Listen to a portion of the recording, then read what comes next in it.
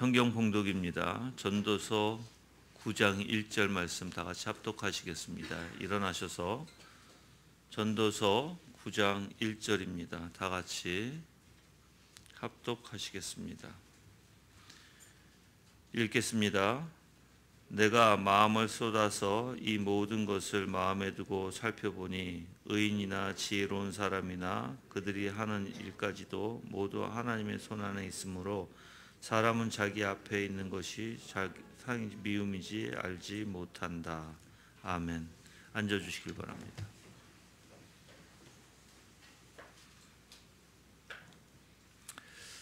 오늘도 계속해서 2장 이제 38절 할 자리죠. 이제 3권 2장 38절.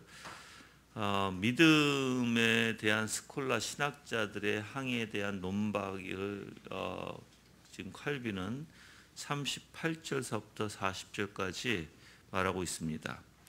38절에도 믿음의 확신에 관한 스콜라 철학자의 오류에 대해서 얘기합니다. 그래서 이 스콜라 철학자들의 교설이 얼마나 위험한가를 말하고 있는데요. 이제 그들이, 즉 스콜라 철학자들이 주장하는 것은 각 사람이 자신이 은혜를 받을 자격이 있다고 간주하는 여부에 따라서 우리에게 대한 하나님의 은혜는 도덕적 추측, 즉 행위로만 식별할 수 있다고 말합니다. 즉 그들은 하나님의 은혜는 도덕적 추측, 즉 행위의 원리에서 추측이 가능하다라는 것이죠. 즉 그들의 말은 우리의 행위를 근거로 해서 우리에 대한 하나님의 생각을 판단해야 되고, 또한 우리는 추측으로 주님의 생각에 전혀 도달할 수 없다는 것을 사실 칼빈은 말하고 있습니다. 그래서 우리가 어떤 행위의 근거로서 하나님을 생각하고 하나님을 판단한다, 또한 추측의 근거로서 우리는 하나님의 생각에 도달할 수 없다라고 칼빈은 말하고 있는 것이, 그거는 당연치 않다. 그래서 믿음이라는 것은 단순하고 거저 주시는 약속에 응답되어야 하기 때문에 의심의 여지를 남겨놓지 않는다라고 얘기해요. 여기서 얘기하는 의심의 여지를 남겨놓지 않는다는 것은 성령께서 우리 안에 계신지 확신을 갖고 있다라는 거예요. 그리스도인들은 그거에 대해서 이제 사실 지금 이제 칼빈은 쭉 이야기하고 이제 이야기를 전개해 나가요. 만약에 우리가 하나님의 은혜를 받을 만해야 하나님께서 우리에게 은혜를 주신다고 생각하면 그 누가 은혜를 받겠어요, 그렇죠? 근데 스콜라 철학자들은 그렇다는 거예요. 어떤 행위와 도덕적인 추측으로 인해서 우리가 하나님의 은혜를 받는다고 주장하는 거예요. 그게 잘못됐다는 것이죠, 그렇죠? 예. 그래서 스콜라 철학자들은 오늘 말씀, 즉 9장 1절에 있는 말씀, 내가 마음을 쏟아서 이 모든 것을 마음에 두고 살펴보니 의인이나 지혜로운 사람이나 그들이 하는 일까지도 모두 하나님의 손 안에 있으므로 사람은 자기 앞에 있는 것이 사랑인지 미움인지도 알지 못한다라는 내용을 가지고 왜곡시킵니다. 즉 이런 전도서에 있는 증거를 가지고 그들은 왜곡시키는데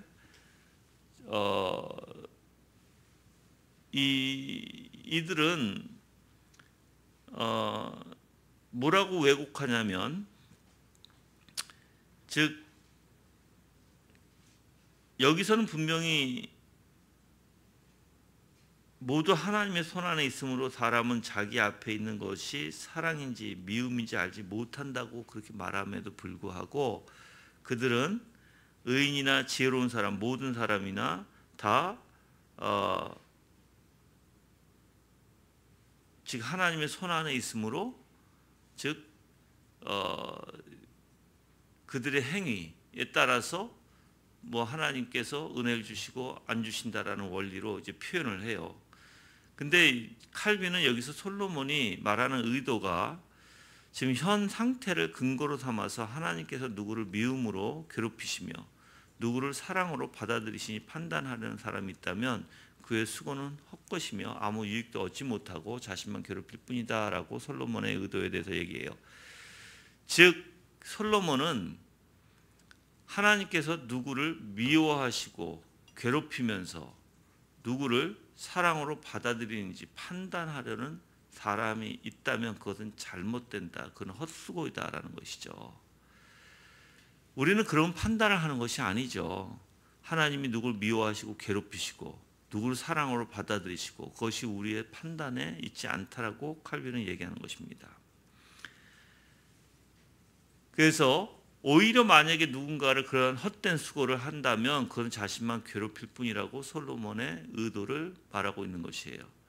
또한 2절에 보면 모든 사람에게 똑같은 일이 닥치니 의인이나 악인이나 착한 자나 깨끗한 자나 불결한 자나 제사를 드리는 자나 제사를 드리지 않는 자나 선인이나 죄인이나 맹세하는 자나 맹세하기를 두려워하는 자가 똑같다라고 표현하죠. 그래서 모든 인간은 다 똑같이 헛되다는 것을 얘기하는 것이에요. 우리가 하나님의 누가는 즉 하나님께서 모든 일을 형통케 하시는 사람에게 영원히 사랑을 보이시는 것이며 또한 괴롭히는 사람에게 항상 미움을 나타내는 것이 아니다라는 것을 지금 칼빈이 전도서를 통해서 얘기하는 것입니다.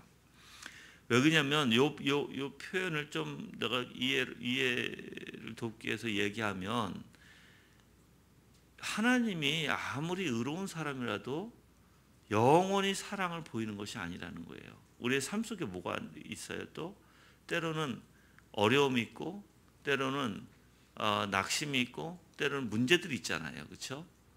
뿐만 아니라 또 괴롭히는 미워하는 그러니까 죄에 빠져 있는 사람들 영원히 하나님 미워하시는 게 아니라는 거예요. 그들을 또한 그들에게 때로는 사랑으로 나타내 주시고 자비로 나타내 주신다는 것입니다.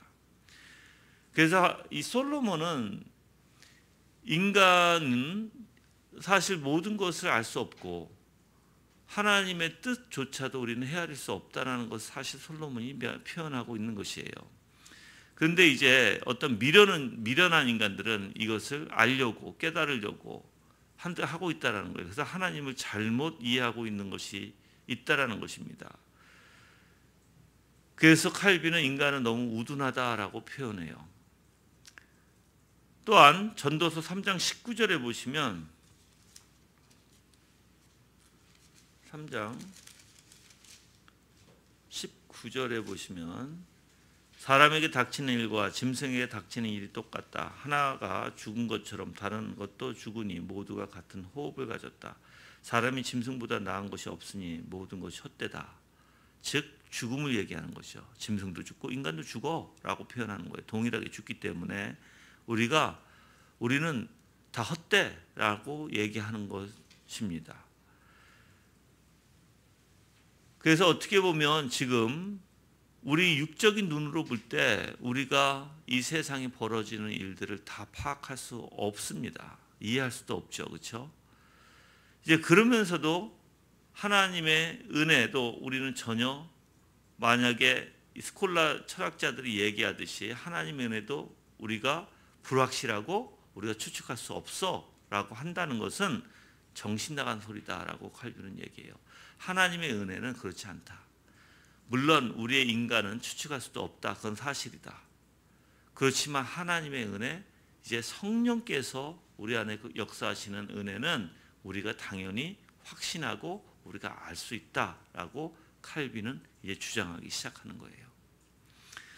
그래서 다시 이제 정리를 하면 스콜라 철학자들은 이 세상의 모든 것이 다 추측에 불과하고 일단 도덕적 행위에 따라서 우리가 하나님의 은혜를 받기 때문에 우리의 모든 행위는 다 사실 불확실하다. 그러기 때문에 하나님의 은혜도 불확실하고 하나님께서 주시는 성령도 불확실하다라고 얘기하는데 칼빈은 그래 우리의 삶의 모든 게 다 불확실해.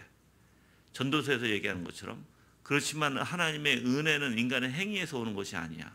하나님의 주권에서 오는 것이고 그리고 우리가 하나님의 은혜는 불확실한 거 아니야. 하나님의 은혜만큼은 우리에게 확신을 가질 수 있고 성령의 역사하심도 우리 내주하심도 우리는 알 수 있어 있다라고 이제 칼빈은 사실 표명하고 있는 것입니다. 그래서 이제 39절에 가면 이제 그리스도인은 성령의 내주를 누린다. 이제 그래서 이제 그들과 이 논쟁 자체가 이제 성령의 내주하심이에요. 스콜라 철학자들은 우리가 하나님의 뜻을 확실하게 알 수 있다고 주장하는 것이 경솔한 추정이다라고 얘기합니다. 즉 절대 알 수 없는데, 확실히 알 수 없는데 너가 하나님의 뜻을 알아? 그거는 경솔한 추정이야 라고 스콜라 철학자들이 말한다는 것이에요. 만약에 우리의 미약한 이해력이죠. 우리의 미약한 이해력에 측량할 수 없는 하나님의 계획을 우리가 판단하려고 하는 것은 당연히 그게 맞는 소리일 거예요. 그렇죠? 그렇지만 고린도전서 2장 12절에 가보시면 고린도전서 2장 12절에 가보시면 우리는 세상의 영을 받지 않고 하나님께로부터 온 영을 받았으니 이는 우리로 하여금 하나님께서 우리에게 은혜로 주신 것들을 알게 하려는 것이다 라고 돼 있죠. 지금 여기에서는 즉 바울이 어떤 얘기를 하냐면 사실 사람의 지혜로 다시 한번 읽을게요. 12절에 우리는 세상의 영을 받지 않았죠. 하나님의 영을 받았다는 것이죠. 그래서 하나님께로부터 온 영을 받았으니 이는 우리로 하여금 하나님께서 우리에게 은혜로 주신 것들을 알게 하려는 것이다 라고 얘기하는 거예요. 우리는 추측성에서 우리가 만약에 하나님의 뜻을 확실하게 알 수 없다라고 얘기하는 것은 그것은 아니다라는 거예요. 성령께서 있는 자들, 성령의 인치심이 있는 자들은 그들은 분명히 하나님의 뜻을 알 수 있다라고 칼빈은 얘기하고 지금 바울도 그렇게 얘기하는 거예요. 근데 스콜라 철학자들은 그게 아니다. 우리는 모른다라는 거예요. 하나님의 뜻을 모른다. 물론 칼빈도 우리의 미약한 이해력으로 하나님의 측량할 수 없는 계획을 그것을 판단하려 든다면 우리는 당연히 우리가 하나님을 알 수도 없지만 그렇지만 성령께서 내주해 주셔서 성령이 내주함으로 우리가 하나님의 뜻을 분명히 알 수 있다라고 칼빈은 주장하는 거예요. 그래서 성령께서 주신 계시를 허위나 불확실 그리고 애매모호함 등으로 비난하는 것은 오히려 하나님을 모독하는 행위다라고 칼빈은 얘기합니다. 그래서 스콜라 철학자들이 그리스도의 성령을 담대히 자랑하는 것도 그들은 말하기를 터무니없는 짓이라고 표현해요. 그러니까는 성령께서 우리 내주하고 계시면 우리는 반대로 성령님이 우리 안에 계시다고 자랑이라는 건 확신한다는 거예요. 할 수 있다라는 거예요, 칼빈은. 근데 반대로 스콜라 철학자들은 그렇게 할 수 없다. 그것은 경솔한 행동이고 터무니없는 짓이다라고 그들은 얘기하는 것입니다. 그래서 바울이 로마서 8장 14절에 무릇 하나님의 영으로 인도함을 받는 그들은 곧 하나님의 아들이다라고 표현하고 있거든요. 그래서 우리가 성령의 내주하심, 즉 인치심을 받은 자들은요 분명히 하나님의 뜻을 알 수 있고 하나님에 대해서 확신하고 있고 성령께서 우리 안에 계신 것을 확신하고 있다는 것입니다. 그래서 우리가 아바 아버지라고 부르고 또한 성령님을 통해서 분명히 우리가 하나님의 자녀인 것을 증거하신다라고 로마서 8장 16절은 말하고 있습니다. 그래서 만약에 한번 우리 로마서 가볼까요? 8장 9절 8장 9절에 말씀해 보면 그러나 하나님의 영이 너희 안에 계시면 너희는 육체 안에 있지 않고 성령 안에 있다. 누구든지 그리스도의 영이 없으면 그리스도의 사람이 아니다 라고 얘기하죠. 그래서 분명히 성경에서는 성령께서 우리와 더불어 하나님의 자녀인 것을 증명하고 있고요. 아까 16절에 또 가서 읽어볼게요. 8장 16절에 성령께서 친히 우리의 영으로 더불어 우리가 하나님의 자녀인 것을 증언하신다고 되어 있죠. 네. 칼빈은 이러한 구절들을 통해서 분명히 우리는 하나님의 사람이요 성령께서 우리 안에 내주하고 있는 것을 우리는 분명히 알 수 있다라고도 얘기하는 것이에요. 뿐만 아니라 11절에 또 읽을게요. 8장 11절에 예수님을 죽은 자 가운데서 살리신 분의 영이 너희 안에 계시면 그리스도 예수님을 죽은 자 가운데 살리시는 분께서 너희 안에 계시는 그분의 영으로 말미암아 너희의 죽을 몸도 살릴 것이다 라고 얘기합니다. 자, 그런데 만약에 우리 안에 거하신 것을 느끼지 못한다면 반대로 무슨 뜻이에요? 우리는 부활의 소망도 없다는 뜻이겠죠. 그래서 여러분들이 그럼 성령님이 우리 안에 계신가, 정말 내가 확신하고 있는가, 그것을 우리는 어떻게 해야 될까요? 분명히 성경에서는 그것을 질문하고 있어요. 그걸 아느냐 하고. 자, 요한일서 한번 볼까요? 3장 24절.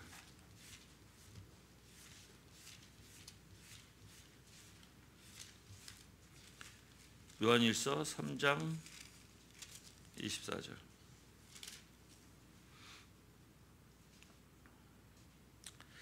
그분의 계명을 지키는 자는 그분 안에 있고 그분은 그 사람 안에 계신다. 우리는 우리에게 주신 성령으로 말미암아 그분께서 우리 안에 계시는 것을 안다라고 돼 있죠. 그렇죠? 그럼 분명히 알고 있어요, 모르고 있어요? 알고 있어요. 성경에서는 알고 있다고 분명히 얘기해요. 그런데 스콜라 철학자들은 우리가 그것을 감정으로 표현을 해요. 그러니까는 성령께서 우리 안에 있는 것을 감정으로 느끼느냐 이런 식으로 느낌의 표현. 근데 우리는 느낌의 표현이 아니에요. 스콜라 철학자들은 잘못 얘기하는 것이고 우리는 느낌의 표현이 아니라 우리는 확신의 표현이에요. 그래서 제가 이 부분을 조금 더 여러분들한테 좀 설명을 해드리려고 그래요. 그러면 과연 성령께서 우리 안에 계신 것을 어떻게 아느냐? 여러분들 당연히 성령께서 육의 소욕과 성령의 소욕이 있죠. 당연히 싸운다고 얘기해요. 그게 성령께서 우리 안에 인치심을 분명히 하고 있다는 뜻이겠죠. 또한 죄를 싫어하게 되고 내 마음속에서 하나님을 향하게 되고 하나님께서 우리에게 주시는 그 영광을 바라보게 되고 또 소망하게 되고. 그래서 칼빈은 이제 요거 뒤에 뭘 표현하냐면 믿음과 사랑에 대해서 소망에 대해서 표현을 해요. 왜냐하면 성령께서 우리 안에 계시면 사실 믿음, 소망, 사랑이 꼭 있을 수밖에 없다는 것이죠. 그래서 믿음의 원리는 확신의 원리로 표현해 히브리서 11장을 가지고 이야기를 해요. 그러면서 이제 믿음의 원리는 확신으로 표현하고 그런 믿음이 있으면서 그 하나님에 대한 위대함을 발견하게 될 때는 어떻게 하나님을 사랑하지 않겠느냐라고 얘기하고 하나님을 그 사랑하게 되면 이 믿음은 항상 지금 현세보다는 내세의 것을 바라보고 내세의 것을 추구한다고 얘기해요. 그래서 소망이 있다라고 표현하는 거예요. 그래서 믿음, 소망, 사랑에 대해서 설명을 합니다. 그래서 저는 여러분들이 분명히 성령님에 대한 확신이 있어야 된다고 봐요. 그게 구원의 확신이죠. 내 안에 성령께서 역사하시고 내주에 계신다는 확신이 있다면 분명히 여러분들은 그것은 구원의 확신으로 받아들일 것입니다. 그래서 고린도 교인들에게 바울이 자기 믿음 안에 있는지 시험해보고 그리스도를 소유하고 있는지 입증해보라고 말하고 있어요. 그게 고린도후서 3장 5절 볼게요. 13장 5절 고린도후서예요. 고린도후서 13장 5절 말씀.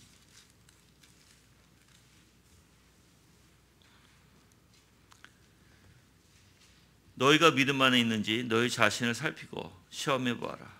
예수 그리스도께서 너희 안에 계신 것을 스스로 알지 못하느냐? 알지 못한다면 너희는 버려진 자이다. 예.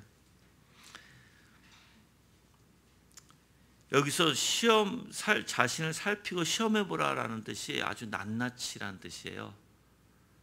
정말 이렇게 뭐랄까 날카로운 칼 가지고 메스 가지고 다 쪼개서 살펴보라는 거예요. 그렇게 자세하게. 분명히 예수 그리스도께서 우리 안에 계시면 그걸 확신한다면 여러분들은 성령께서 여러분 안에 있는, 근데 이 확신이 관념의 원리가 아니에요, 여러분들. 그냥 나는 하나님이 내 안에 계신 줄 확신합니다, 그런 원리가 아니죠.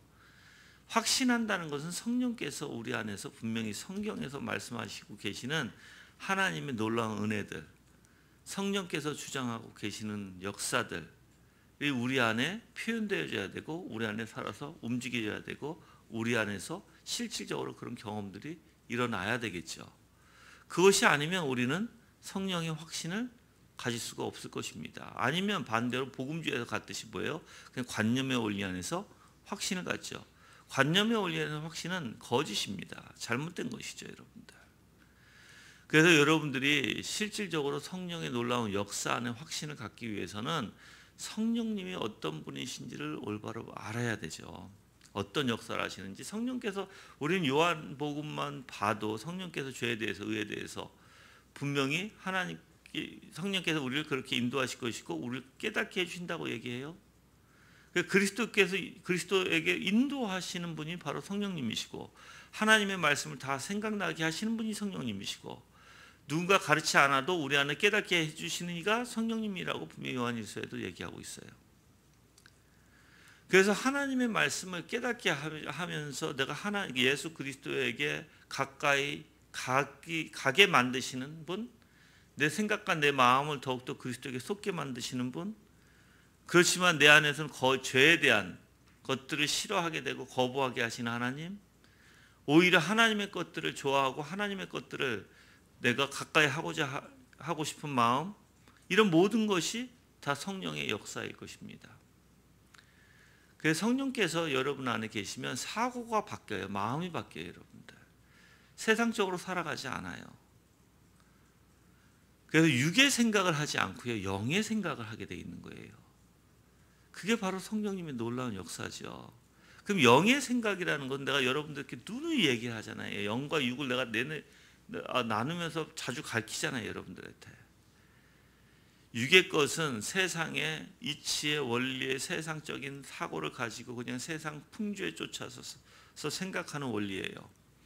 그렇지만 우리는 온전히 예수 그리스도의 아름다운 형상을 닮아서 그 형상의 생각과 형상의 마음을 가지고, 그 예수 그리스도의 성품이죠, 그분의 생각과 그분의 마음을 닮아서 온전히 거룩해지고 이 세상과 구분되어 살아가는 것이에요.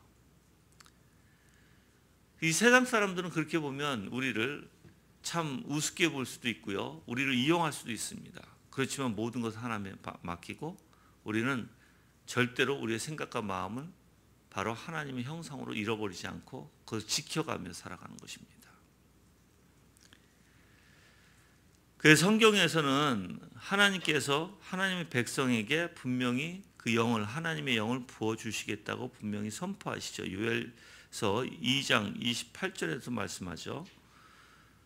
그래서 하나님의 성령을 받지 않고서는 하나님의 종으로 여김받는다는 것은 있을 수가 없는 것입니다. 그래서 어떤 사람들이 만약에 이러한 믿음과 성령을 분리시킨다면 그것은 잘못된 것이고요. 그렇죠? 믿음과 성령을 분리시킬 수가 없어요, 여러분들. 성령의 임재는 당연히 경건의 기본이고요. 또한 성령의 임재를 자랑하는 사람들은 자랑이 뭐예요? 성령께서, 그래서 여러분을 우리가 자랑한 것은 우리를 자랑하는 게 아니라 사실 하나님의 역사하심이거든요. 그 하나님의 역사하심을 자랑하는 것이 바로 성령님을 자랑하는 것이고 확신하는 데 있다는 것이에요. 그래서 여러분은 여러분 자신을 자랑하면 교만이 되겠지만 하나님의 역사하심, 성령께서 역사하심에 대해서 자랑한다면 그것은 하나님의 영광을 드러내는 것입니다. 그래서 만약에 어떤 이가 우리가 성령의 임재에 대해서 자랑한다면 그건 교만하다고 비난하는 것은 무지의 소치다라고 칼빈은 얘기해요. 당연히 여러분들 성령님의 역사를 자랑하세요. 그분의 나타나심, 그분께서 여러분들을 어떻게 인도하시고 어떻게 역사하시고 어떻게 이끄시며 여러분의 삶을 어떻게 지도하시는지 통치하시는지 자랑하세요.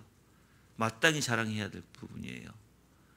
그것은 우리를 자랑하는 게 아니죠. 그 하나님을 자랑하는 것이고 하나님의 역사하심을 자랑하는 것입니다. 그래서 칼빈은 만약에 이러한 자랑이 없으면 기독교 자체가 성립되지 못한다라고 얘기해요. 그래서 우리의 자랑은 누구예요? 하나님이에요, 여러분들. 우리의 자랑은. 그래서 여러분이 자랑하려면 하나님의 역사하심을 자랑하시면 될 것입니다.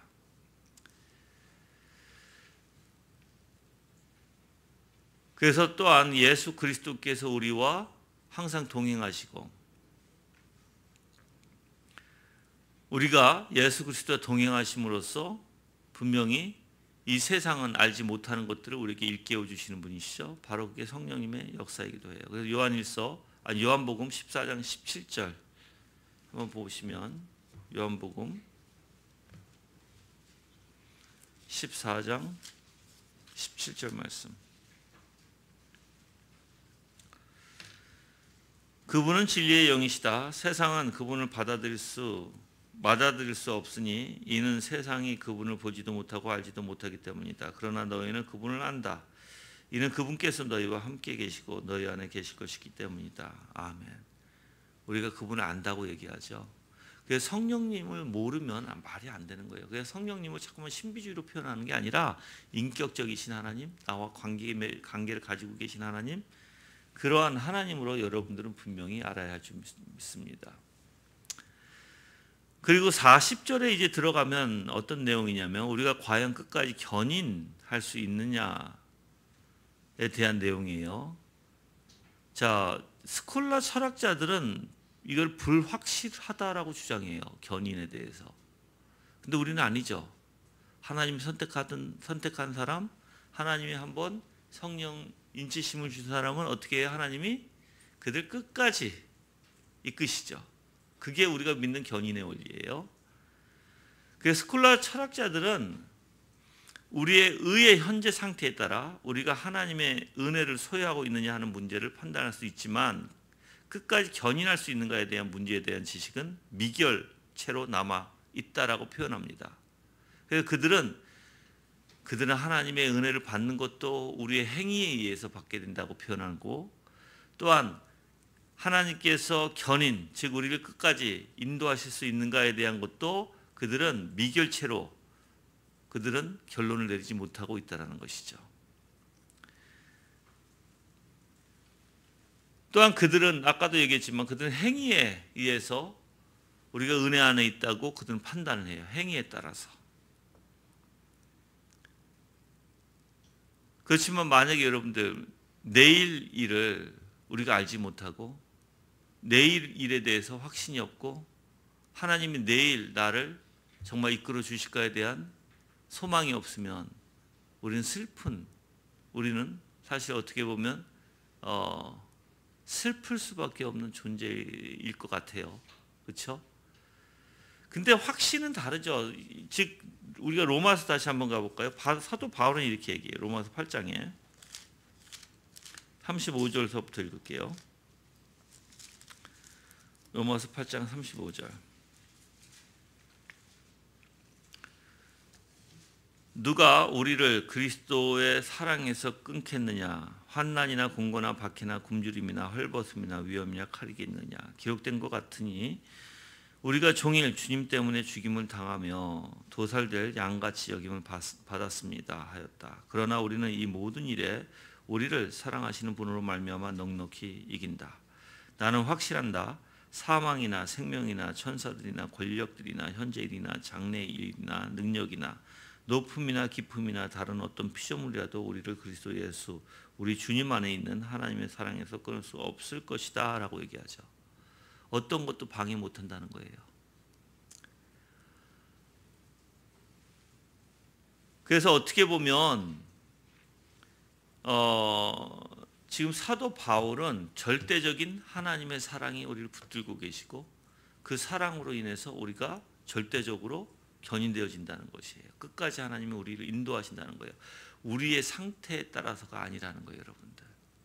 그래서 여러분들 아시다시피 알미니안주의자들이 믿지 못하는 게 전적 타락설에 대해서 믿지 못하고요.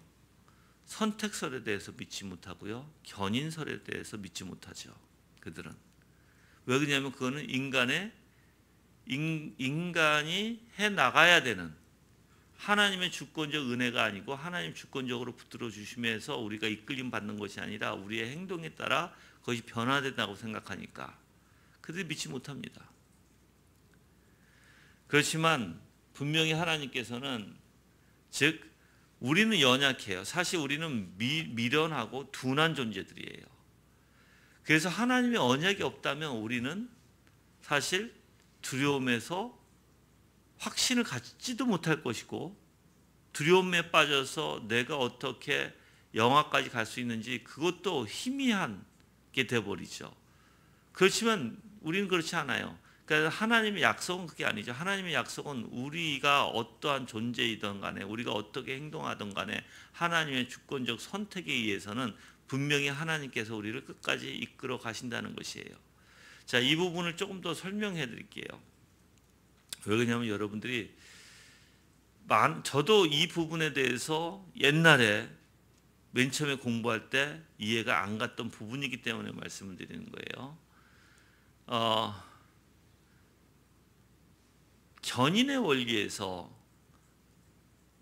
하나님이, 우리가 잘못하고 있어도 그러면 하나님이 견인해 가실까에 대한 질문과, 난 그럼 가만히 있으면 되잖아, 하나님께서 나를 끝까지 그럼 데려가실 거잖아, 거기에 대한 질문이에요. 그럼 가만히 있으면 되나?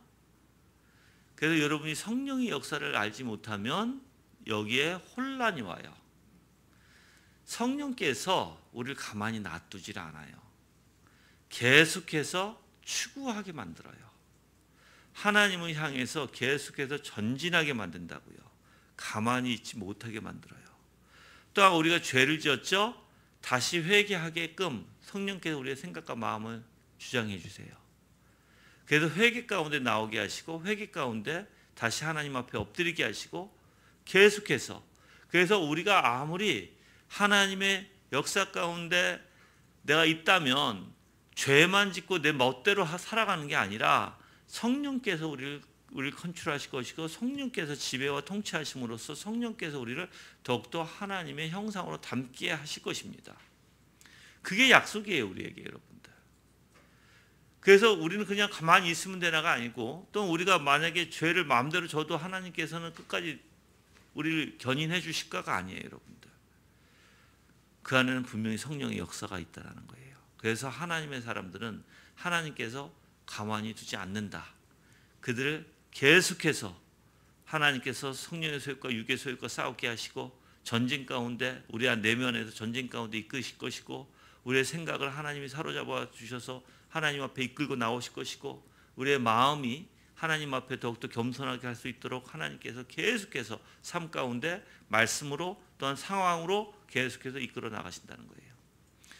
그래서 우리는 분명히 계속해서 이러한 싸움 가운데, 영적 전쟁 가운데 가면서 어떻게 해요? 이제 사도 바울이 선줄로 생각하는 자는 넘어지까 조심하라 얘기하는 거예요. 고린도전서 10장 12절이죠. 그래서 우리가 때로는, 그러니까 영적, 여러분들이 우리가 그리스도인이 갖는 두려움이 있어요. 그리스도인이 갖고 있는 두려움이 어떤 두려움이냐면, 육적인 두려움은 그냥 공포심, 두려워서 내가 아무것도 못하는 원리를 취하지만, 육적인 원리는 그렇지만, 영적인 두려움은 오히려 하나님을 경외하게 만들어요. 우리를 당황하게 만드는 것이 아니라 오히려 주님을 붙들게 만들어요. 영적인 두려움은. 그래서 하나님의 놀라운 능력 아래 엎드리게 만들고, 겸손하게 만들고, 그분을 붙들게 만드는 게 하나님께서 우리에게 주시는 두려움의 원리예요. 그게 영적인 두려움이다라는 것입니다. 그래서 이 믿음의 확신은 어떻게 보면 계속해서 하나님과의 관계 속에서 우리를 더욱더 키워나가시는 은혜에 속하는 것이 믿음의 확신이라는 거예요. 만약에 우리가 믿음의 확신이라고 해서 모든 게 다 그냥 이렇게 뭐랄까 어느 한 시점에 국한시킨다고 표현하거든요. 그것은 너무 어리석은 일이다 그래요. 그래서 믿음의 확신은 그런 원리가 아니라 하나님 관계 안에서 계속해서 하나님을 알아가는 데 있는 것이고, 하나님을 알면서 어떤 상황이든 무엇이든 하나님을 바라보고 하나님의 뜻에 따라 순종하며 성령께서 내 안에서 어떻게 역사하시는지를 발견할 때 믿음의 확신이 생긴다는 것입니다.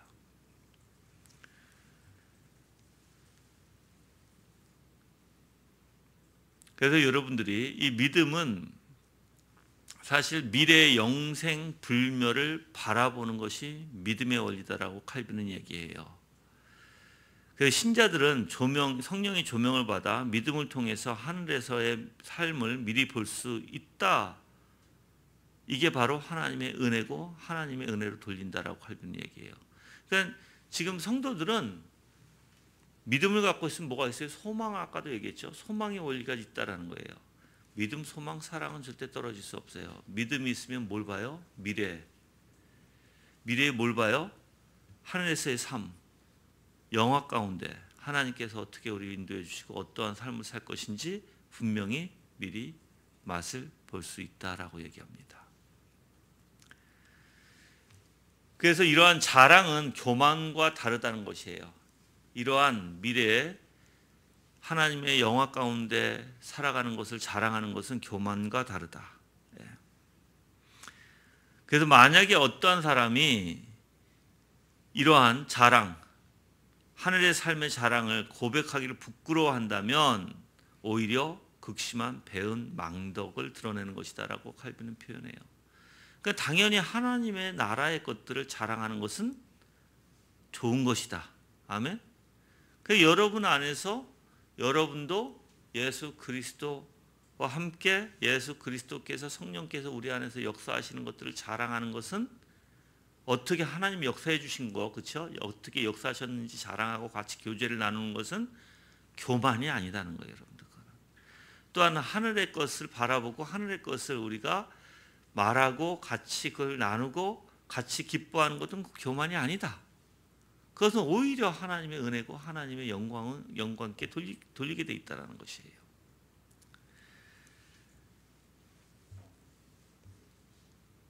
그래서 이제 41절에서 43절까지는 믿음, 소망과 사랑의 관계에 대해서 얘기를 합니다. 그래서 41절에 들어가면 이제 히브리서 11장 1절에 대한 믿음에 대한 정의를 얘기해요. 자, 다시 한번 얘기하지만 여러분들, 믿음은요 확신이에요, 확신. 그래서 여러분들이 확신을 갖지 못하면 그럼 어떤 거에 확신? 바로 하나님의 약속에 대한 확신이에요. 약속이 있지 않으면 사실 믿음도 없어요, 여러분들. 근데 주님께서 뭘 약속해 주시죠? 구원에 대해서 약속해 주셨어요. 그래서 하나님께서 구원에 가서 어떻게 약속해 주셨죠? 우리에게 성령을 주시고 우리가 하나님의 은혜 가운데 붙들려서 정말 이 구속사의 원리 안에서 주님께 나오게 하시고 우리를 더욱더 가까이 하시고 더욱더 깨닫게 하시고 그래서 하나님 앞에 더 가까이 나가는 원리, 이게 구속의 원리거든요. 그래서 예수 그리스도의 형상을 담게 하시고 그것을 붙들며 그것을 강구하며 살아가는 모든 원리가 구속의 원리죠. 그걸 약속해 주신 거예요. 그래서 예수 그리스도 안에 있는 모든 보화, 그 예수 그리스도 안에 있는 아름다운 모든 그리스도의 형상과 그분의 경건과 그분의 거룩성과 이 모든 것을 우리가 담게 되고 우리가 누리게 되어 있는 것입니다. 그래서 우리가 정말 예수 그리스도의 모든 지혜도 누리게 돼요, 여러분들 같이. 그분께서 예수 그리스도께서 하나님을 사랑하는 것도 우리가 누리게 돼요, 믿음 안에서. 그래서 영화 가운데 가면 온통 하나님으로 가득 찰 것이고 하나님의 사랑으로 가득 찰 것이에요. 그래서 하나님만 바라보고 하나님만 즐거워할 수 있는 것이 영화의 원리잖아요, 그렇죠? 그래서 그것이 이 땅에서부터 시작이 된다는 것입니다. 그래서 칼빈은 이제 41절에 들어와서 히브리서 11장 1절 한번 가볼까요?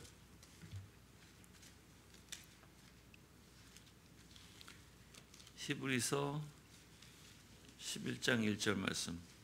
믿음은 바라는 것들의 실상이며 보이지 않는 것들의 증거이다라고 되어 있죠. 네. 그래서 이 믿음은 분명히 여기서 실상이라는 단어가 이제 나와요. 증거라는 단어도 내가 중요하게 항상 표현했던 단어들이에요. 실상은 하이포스타르스라는 단어예요. 그래서 근본, 원리 또는 본질이라는 뜻이에요. 실상이라는 단어가. 그래서 신자의 마음이 기대며 의지할 수 있는 일종의 받침을 의미한다라고 표현해요. 칼빈의 해석에 의해서. 다시 한번 얘기할게요. 실상이라는 단어가 하이포스타르스를 얘기하는데 근본 원리, 본질, 그래서 신자의 마음이 기대며 의지할 수 있는 일종의 받침을 의미한다. 이게 실상이다.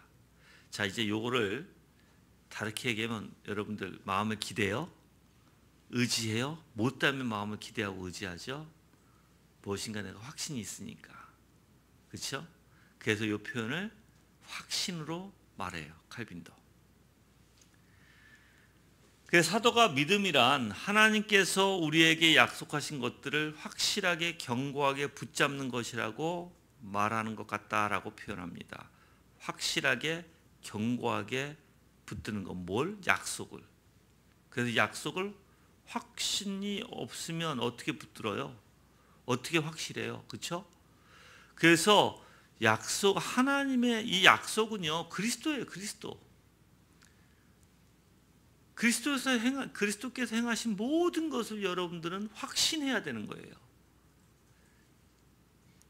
육신으로, 그 성자 하나님이 육신으로 오신 것도 확신해야 되고요. 그 성자 하나님이 육신으로 오셔서 이 땅에 모진 순환과 고통을 당하시는 것이 다 우리를 위해서고요. 십자가의 대속을 이룬 것은 우리의 죄를 용서해 주시기 위함이죠.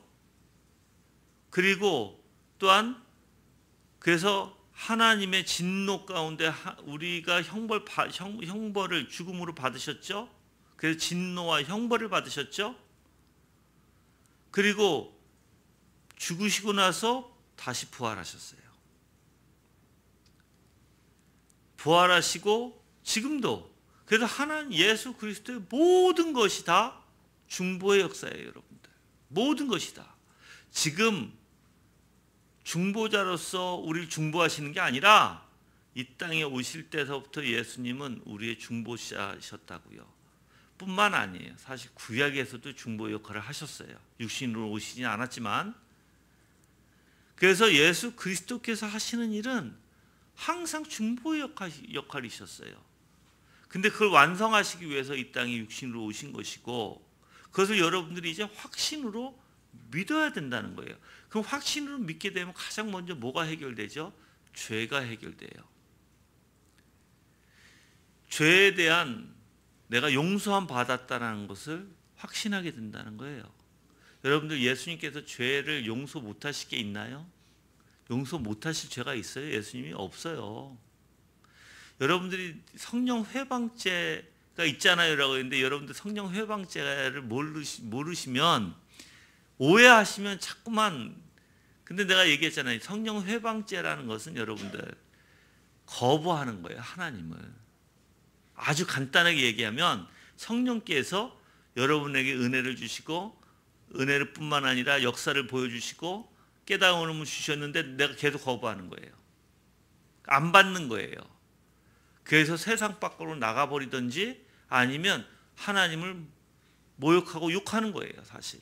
그러한 성령의 역사가 있음에도 불구하고 계속해서 자기 자신 스스로 받아들이지 않는 거예요. 그게 성령 회방죄에 속해요. 그래서 성령 회방죄에 해당하는 사람들은 그리스도를 믿을까요? 안 믿을까요? 안 믿어요. 스스로 거부하고 있기 때문에. 근데 여러분들은 그게 아니잖아요. 그래서 여러분들이 성령 회방죄를 올바로 알아야 되는 거예요, 여러분들. 그냥 거기에 잘못 인식해가지고 눌려가지고 나니까 혹시 성령 회방죄는 아닌가? 절대 여러분들 걱정하지 마세요. 내가 여러분들이 성령 회방죄지면 내가 가서 말씀드릴게. 알았죠? 내가 아니까. 그러니까 걱정하지 마세요. 근데 진짜 위험한 게 있죠. 진짜 위험한 것을 알면서도 내가 진짜 거부하는 거예요.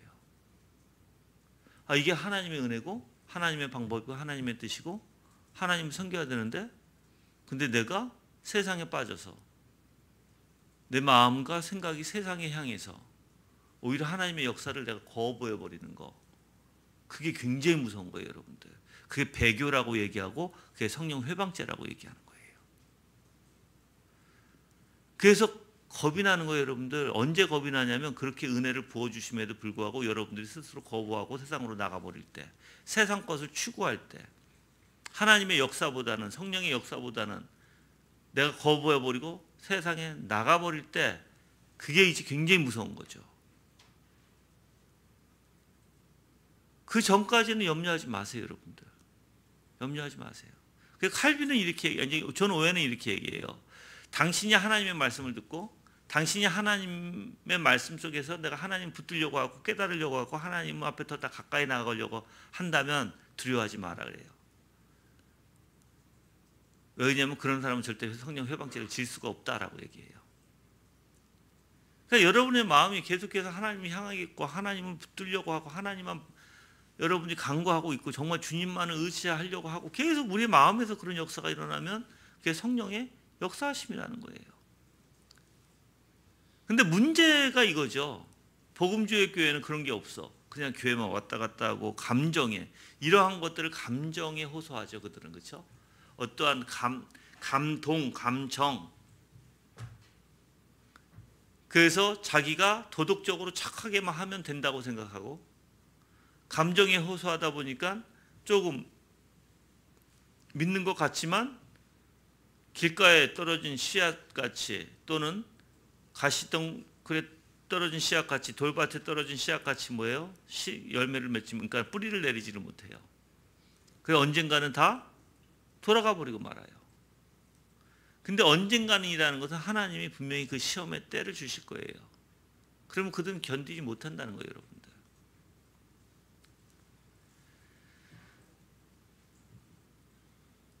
그래서 지금 칼빈은 사실 여기서 실상이라는 말을 확신으로 이해하기를 이제 본인은 확신으로 이해를 하고 있어요.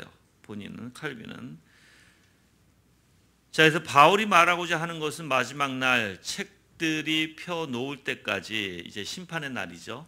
우리의 구원에 속한 것은 너무도 숭고하여 우리의 감각으로 알 수 없고 눈으로 볼 수 없고 손으로 만질 수 없을 것이며, 따라서 그 날이 올 때까지 우리가 이것들을 소유하는 방법은, 이게 마지막 날이 올 때까지 소유하는 방법은 다만 우리의 감각의 모든 한계를 초월하고 우리의 지각 능력을 이 세상의 사물의 저편으로 향하는 것, 요컨대 우리 자신을 초월하는 것뿐이다 라는 것이다. 그래서 지금 바울이 말하는 건 믿음 뭐예요?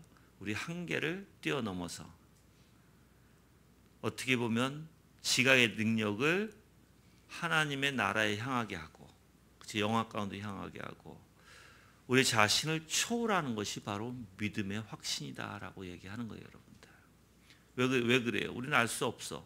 감각으로 볼 수도 없고 만질 수도 없고 알 수도 없어. 그러니까 어떻게 믿지를 못하는 거죠, 우리가 사실. 우리는 뭘 해야 돼요? 만져야 돼요? 먹어봐야 돼요? 내가 눈으로 봐야 돼요? 내가 확신을 해야 된다는 거예요. 무엇인가? 근데 믿음이라는 것은 하나님의 약속이라는 것은 그게 없어요. 하나님조차도 우리가 만질 수 있는 분이 아니에요. 우리가 볼 수 있는 분도 아니에요. 그래서 우리는 오직 그분을 믿음으로만 볼 수 있는 거예요. 믿음으로만.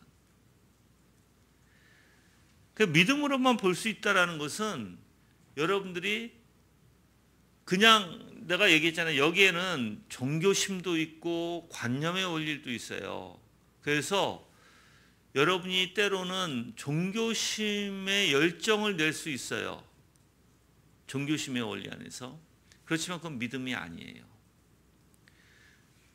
믿음은 하나님과의 관계가 있는 사람이에요. 관계. 그 관계는 하나님을 닮게 돼 있어요. 내가 보지는 못하지만, 내가 손으로 만질 수는 없지만, 내 귀로 들을 수는 없지만 분명히 하나님의 말씀을 통해서 성령께서 우리 안에서 하나님이 어떤 분이신지를 깨우쳐 주시고, 이게 깨우쳐 주시는 게 이제 우리 감각의 그 지각 능력 또한 한계, 감각의 한계를 초월해서 우리에게 주시는 놀라운 능력이죠. 그럴 때만 우리가 하나님을 알게 된다는 것이에요. 그럴 때만. 그래서 칼빈은 이렇게 얘기해요. 그러므로 그는 붙잡았다라는 이러한 확신이 소망 가운데 있는 것들, 따라서 보이지 않는 것들에 관한 것이다라고 말합니다. 그래서 로마서 8장 24절에 보이는 소망이 소망이 아니니 보는 것은 누가 바라리오라고 얘기해요. 여러분들, 그래서 우리가 하나님의 약속에 대해서 확신하지 않으면 그 어떤 것도 우리는 깨달을 수도 없어요. 또한 바울이 믿음을 명시 또는 증거라고 부르죠. 우리가 11절에 증거라고 표현되어 있죠. 또한 부를 때 혹은 어거스틴이 자주 번역하는 것 같이 믿음을 현재 없는 것들에 대한 확신이라고 할 때, 그래서 어거스틴은 확신이라는 말을 잘 썼어요. 예. 바울은 마치 믿음이란 나타나지 않는 것들의 증거요, 보이지 않는 것들의 봄이요, 모호한 것들의 명료함이요, 현재 없는 것들의 현존이요, 감추인 것들의 나타남이다라고 말하는 뜻하다라고 얘기합니다. 그래서 어떻게 보면 믿음이라는 것은요, 확실 가운데 증거로 나타나게 돼 있어요. 그런데 내가 이 원리를 여러분들한테 계속 얘기를 했잖아요, 그렇죠? 내가 무엇인가 확신하게 되면 어떤 증거예요? 내가 이 물이 독이 있다라는 확신을 하면 내가 마셔야 안 마셔요? 안 마시는 증거가 나타나게 돼요. 마시지 않아요. 근데 이 물이 정말 나한테 몸에 좋은 거다라고 알 때 나는 어떻게 해요? 이 물을 마시겠죠. 그게 나한테 또 확신에 대한, 내가 좋은 거다라고 확신에 대한 증거가 마시는 원리고, 독이다라고 생각했을 때 거기에 대한 확신은 내가 마시지 않는 거예요. 하나님의 원리도 똑같아요. 하나님의 원리를 내가 확신하게 되면 내 몸으로 열매를 맺게 돼 있어요. 내 삶이 그렇게 나타나게 돼 있어요. 그래서 내가 여러분들한테 누누이 얘기하잖아요. 하나님에 대한 확신을 어떻게 갖고 있는가. 한번 여러분이 다시 생각해 봤으면 좋겠어요. 과연 나는 하나님에 대해서 뭘 확신하고 있는가? 그게 삶에서 뭐가 나타나는가? 하나님의 주권 확신합니까? 하나님의 주권을 확신하면 뭐가 생겨요, 우리 안에? 하나님의 주권을 확신하면 내가 부정적인 게 안 나타나요. 즉 하나님의 모든 선하신 뜻이 있을 것이고, 그렇죠? 모든 걸 섭리하고 통치하시고 다스리시는 하나님의 주권인데, 근데 그 하나님 선하셔. 근데 그 주권, 즉 모든 걸 다스리셔, 모든 걸 통치하셔. 지금 내가 가지고 있는 어려움도 하나님의 주권에 있어 통치해. 그럼 내가 정말 그걸 믿는다면, 진짜 믿는다면 나의 반응은 어떻게 나올까요? 반응은 두려움이 없을 것이고, 그 문제를 더 이상 문제로 보지 않을 것이고, 그 문제에 대해서 내가 반응하지 않을 것이에요. 오히려 내 마음은 차분할 것이고, 오히려 내 마음은 인내가 되어질 것이고, 오히려 내 마음은 하나님을 바라고 그 문제의식을 문제로 보지 않고 그냥 모든 걸 하나님 앞에 맡길 줄 아는 사람이 될 거예요. 그렇죠? 근데 그런 증거들이 나타나고 있는가 보셔야 돼요. 내가 확신 가운데. 근데 말은 내가 하나님 믿습니다라고 하는데 뭘 믿어? 말은 사실 아무것도 믿지 못하는 거죠. 자, 하나님의 주권에 있다면 여러분들, 자, 성경에서는 뭐가 있어요? 전도서에서. 우리 한 전도서 가볼까요? 3장에.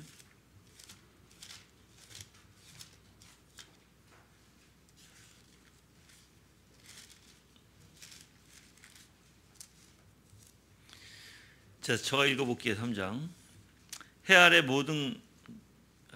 모든 것에는 시기가 있고 모든 목적에는 이룰 때가 있으니 태어날 때가 있고 죽을 때가 있으며 심을 때가 있고 심는 것을 뽑을 때가 있으며 죽을 때가 있고 치료할 때가 있으며 헐 때가 있고 지을 때가 있으며 울 때가 있고 웃을 때가 있으며 슬퍼할 때가 있고 춤출 때가 있으며 돌을 던져 버릴 때가 있고 돌을 모을 때가 있으며 껴안을 때가 있고 껴안을 것을 멀리할 때가 있으며 찾을 때가 있고 잃을 때가 있으며 간직할 때가 있고 버릴 때가 있으며 찢을 때가 있고 깨물 때가 있으며 침묵할 때가 있고 말할 때가 있으며 사랑할 때가 있고 미워할 때가 있으며 전쟁할 때가 있고 평화할 때가 있다 그랬죠? 다 뭐예요? 때가 있다. 이때는 누구의 원리에서 때가 있어요? 하나님 주권의 원리에서 때가 있어요? 내가 혼자 닥달거린다고 뭐 돼요? 안 돼요. 지금 내가 문제가 있어요. 이 문제가 하나님 주신 이유가 있어요. 그렇죠? 그럼 지금 문제가 있을 때야. 또 언젠가는 그 문제가 없을 때가 있을 거야. 근데 우리는 왜 하나님을 믿는다고 하면서 우리는 왜 이런 때들을 기다리지 못하죠? 다 내 조바심에 내가 원하는 대로만 하려고 하죠. 그래서 내가 여러분들한테 하나님의 때를 기다릴 수 있는 거는요, 물이 흐르면 흐르는 대로 내가 지금 주시는 일에 내가 책임을 다해야 하는 책임의 일들이죠. 그래서 열심히 하고 있다 보면 하나님이 다 때에 따라 어떻게 해요? 역사해 주신다는 것이에요. 물론 내가 한번 이렇게 볼게요. 지금 여러분들 그 수련원에 지금 다리를 놔야 되잖아요. 그렇죠? 내가 해야 할 일은 뭐예요? 다리에 대해서 알아보는 거예요. 그렇지만 조바심을 갖지 않는 거예요. 그래서 누굴 만나면 또 만나봐야 되는 거예요. 설계사무소에 가면 또 설계사무소에 가면 돼요. 그게 내가 책임이에요. 내가 해야 책임. 만약에 군청에 들어가야 되면 군청에 들어가야 되는 거예요. 내가 해야 할 책임이니까. 근데 아직까지 그 다리가 나지지 않는 이유가 있겠죠. 뜻이 있겠죠, 하나님이. 그렇지만 나는 어떻게 해야 돼요? 나는 조바심을 내지 않고 내가 해야 할 책임을 열심히 하면 되는 거예요. 근데 막 어떻게 이걸 만들어낼까, 어떻게 하면 이걸 막 내가 이뤄낼까, 이게 아니에요, 여러분들. 그냥 주시는 대로 기도 가운데 그냥 마음을 내려놓고 하나님 앞에 맡기고 하면 되는 거예요. 그게 물 흐르듯 흘러가는 거예요. 물 흐르듯 흘러간다고 해서 아무것도 안 하고 있는 게 아니라고요, 여러분들. 그 대신에 우리의 마음에는 뭐가 있어요? 마음에는 절대적으로 하나님을 의지하죠. 조바심이 없어요. 막 내가 뭘 하고자 하는 게 없어요. 그냥 책임을 다하다 보면 때에 따라. 근데 여러분이 정말 하나님을 믿으면 그 때를 알아야죠.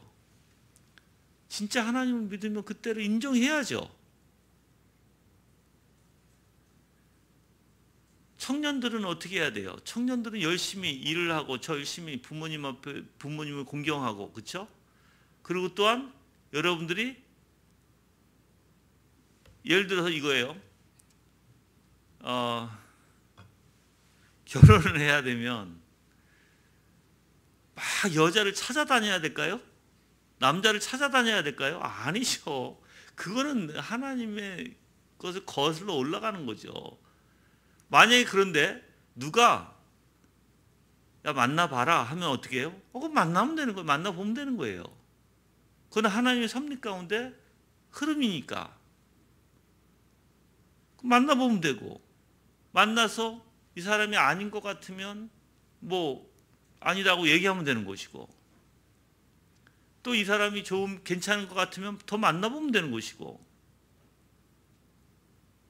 근데 내가 이제 막 조바심을 내는 건 올바른 게 아니라는 거예요. 조바심을 내서 이제 우리가 영어로 얘기하면 헌팅한다고 하거든요. 그렇게 하면 안 된다는 거예요. 여기 찾아다니고 저기 찾아다니면서 남자나 여자나, 그건 올바른 게 아니에요. 절대. 여러분들 다 하나님의 주권과 뜻에 따라 있어요, 여러분들. 그래서 여러분들이 지금 문제되는 거 다 때니까 문제가 있는 거예요. 때가 있으니까. 또 문제가 없을 때가 있어요, 여러분들. 해결 볼 때가 있어요. 그러니까 내가 아까도 얘기했지만 여러분이 확신한다면 하나님에 대해서 확신한다. 그 주권에 대해서 확신한다. 근데 뭐가 두렵죠? 뭘 그렇게 안절부절하죠? 그냥 하나님 앞에 맡기고 의지하고 하나님만 바라보면 될 텐데. 그리고 내가 책임, 엄마에 대한 책임, 아빠에 대한 책임, 아이들을 잘 양육하고 잘 키우고 잘 인도해내야 할 내 책임을 열심히 하면 될 텐데, 자식은 부모에 대한 책임을 열심히 하고, 또 자식은 자기가 학생이니까 열심히 공부하는 책임이 있고. 그래서 여러분들이 내가 정말 하나님의 약속, 하나님을 확신한다면 그 증거가 우리 삶에 나타나야 돼요. 그 증거가 나타나지 않으면서 내가 믿음 찾는 것은 그건 거짓이에요, 여러분들. 그 증거가 나타나기를 바랍니다. 하나님의 사랑에 대한 증거를 가지고 있으면, 확신을 갖고 있으면 내가 사랑이 내 마음속에서부터 나타나겠죠. 그 하나님의 사랑이 자비와 긍휼과 온유함으로. 나는 근데 사랑이 있으면서 마음에 악이 품을 수 있을까요? 없죠. 사랑이 있으면 온유함이 있고 따뜻함이 있어요. 그렇죠? 그러니까 사랑이 있으면 자비가 넘쳐나요. 긍휼이 넘쳐나요. 그게 내가 예수 그리스도에 대한 확실한 사랑을 내가 갖고 있다면 내 마음도 그러한 열매를 맺을 수 있을 것입니다. 그렇죠? 그 여러분들이 내가 하나님을 사랑해? 그럼 그것 또한 여러분이 확신을 갖고 있다면 그게 나타나야 되겠죠. 그냥 말로만 나는 하나님을 사랑해요, 하나님 나를 사랑해요가 아니라 그런 증거들이 여러분의 삶에 나타나기를 바랍니다. 이게 하나님의 비밀이라는 거예요, 사실. 그래서 이런 비밀은 하나님의 말씀 안에서 우리가 깨닫게 되고 하나님의 말씀 안에서 볼 수 있고요. 그래서 하나님께서 말씀하시는 것은 무엇이나 이미 실행되고 실현된다는 것이에요, 여러분들. 그래서 여러분들이 하나님의 말씀을 더욱더 신실하게 진실하게 확신해야 될 것이다 라는 것이에요.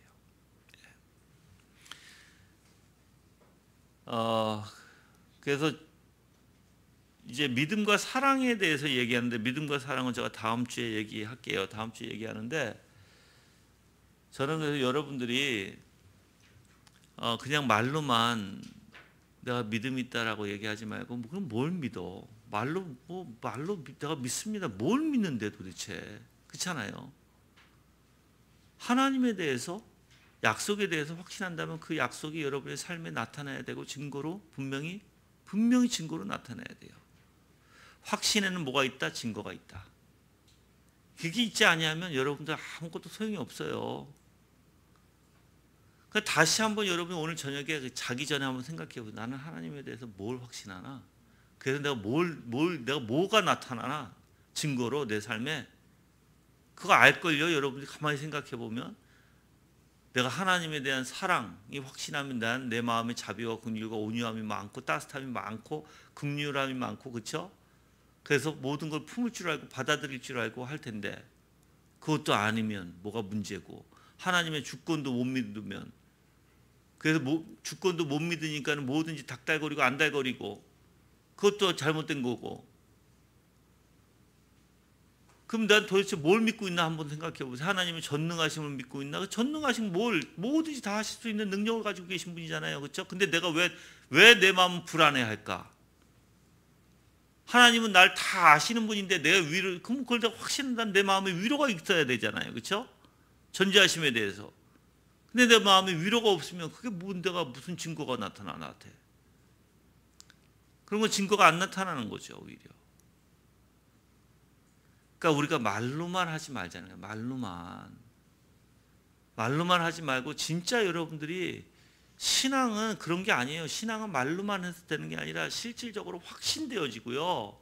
하나님의 모든 말씀이 확신되어지고, 이 말씀이 확신되어진다는 건 하나님이 확신하는 거예요. 하나님의 약속이 확신되어진다는 거예요. 거기에 대한 확신에 대한 증거가 그대로 열매로 나타나야 돼요.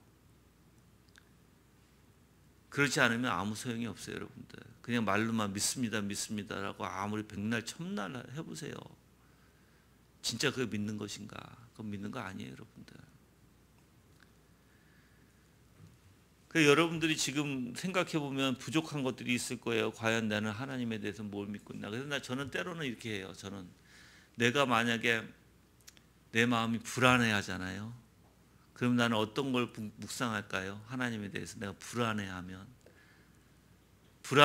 나는 전능하심에 대해서도 많이 묵상하고 하나님의 주권에 대해서 많이 묵상해요. 사실 내가 불안해하면 다 모든 것이 하나님의 뜻대로 하나님께서 작전 가운데 하나님이 이루시는 그 하나님의 주권에 대해서 저는 많이 묵상하고요. 내 마음이 포근하지가 못하다, 따뜻하지 못하다, 그러면 내가 하나님의 사랑에 대해서 묵상하고요. 그렇죠? 그 내 마음에 위로가 없다.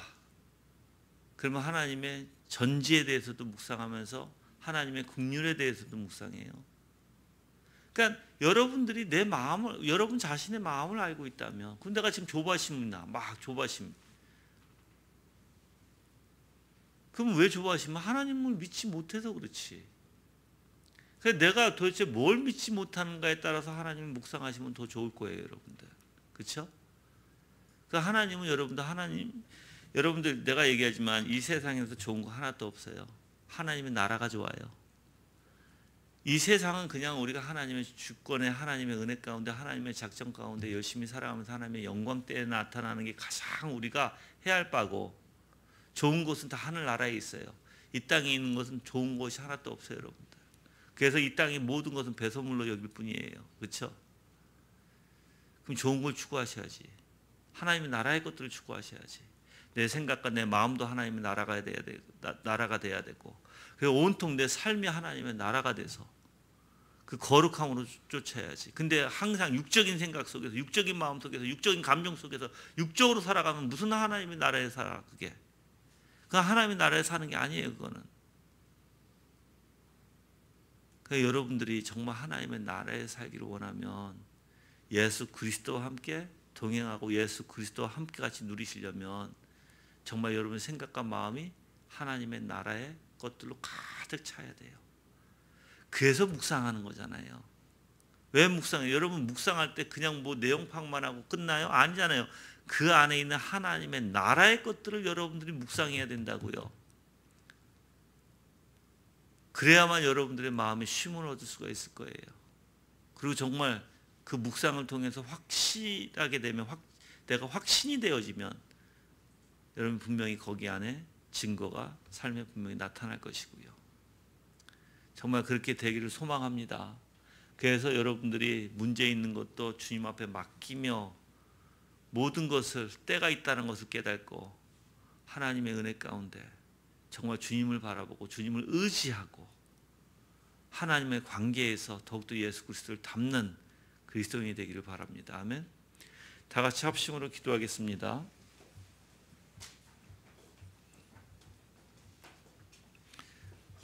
우리 같이 미련하고 우리 같이 정말 깨닫기를 둔한 존재들에게 항상 가르쳐 주시며 감사드리고, 우리가 하나님에 대한 확신이 있는지 다시 한번 점검할 수 있도록 주님 우리를 도와주시옵소서라고 다 같이 간구하는 시간 갖겠습니다. 기도하시겠습니다.